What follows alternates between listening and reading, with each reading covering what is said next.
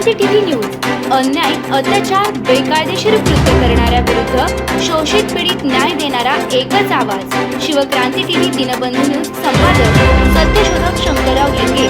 73 87 37 78 0.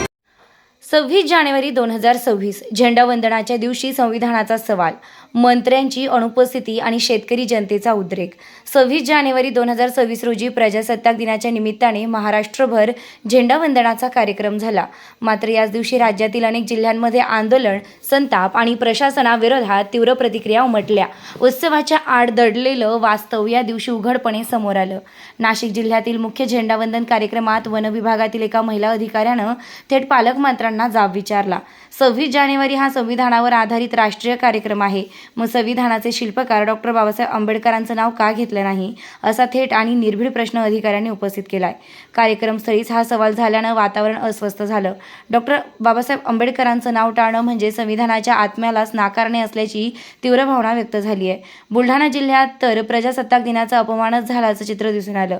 जिल्ह्याला 2 पालकमंत्री व 1 सहपालकमंत्री आणि 2 मंत्री लाभलेले असतानाही या सर्वांनी झेंडावंदन कार्यक्रमाला पाठ फिरवली.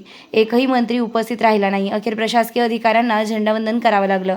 लोकप्रतिनिधींच्या या अनुपस्थितीमुळे जनतेत तीव्र नाराजी आणि संताप उसळला. याच्या उलट रायगड जिल्ह्यात वेगळाच विरोधाभास समोर आलाय.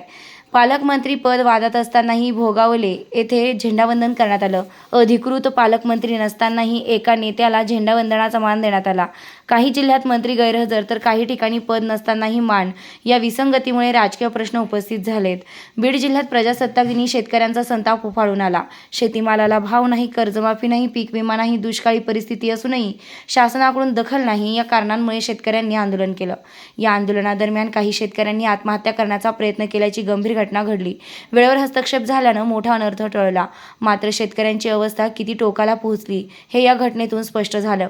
इतरही जिल्ह्यांमध्ये शेतकरी, कामगार, आदिवासी आणि विविध सामाजिक संघटनांनी प्रजासत्ताक दिनी निदर्शने केली. कर्जमाफी, वीज दर, पीक विमा आरक्षण, रोजगार, संविधानाची अंमलबजावणी आणि प्रशासनाच्या उदासीनतेविरोधात ठिकठिकाणी घोषणाबाजी झाली.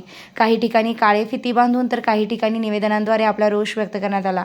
एकीकडे तिरंगा फडकत होता, राष्ट्रगीत होत होतं, तर दुसरीकडे संविधानावरच प्रश्न विचारले जात होते. 26 जानेवारी हा दिवस महाराष्ट्रात केवळ उत्साहाचा नाही, तर लोकशाहीत प्रश्न विचारणारा, आंदोलन करणारा आणि सत्ताधाऱ्यांना आरसा दाखवणारा दिवस. एकंदरीत शासन प्रशासन या राष्ट्रीय सणाचं औचित्य विसरल्याचं दिसून येत आहे. त्याबद्दल जनतेतून मोठ्या प्रमाणात नाराजीचा सूर निघत आहे.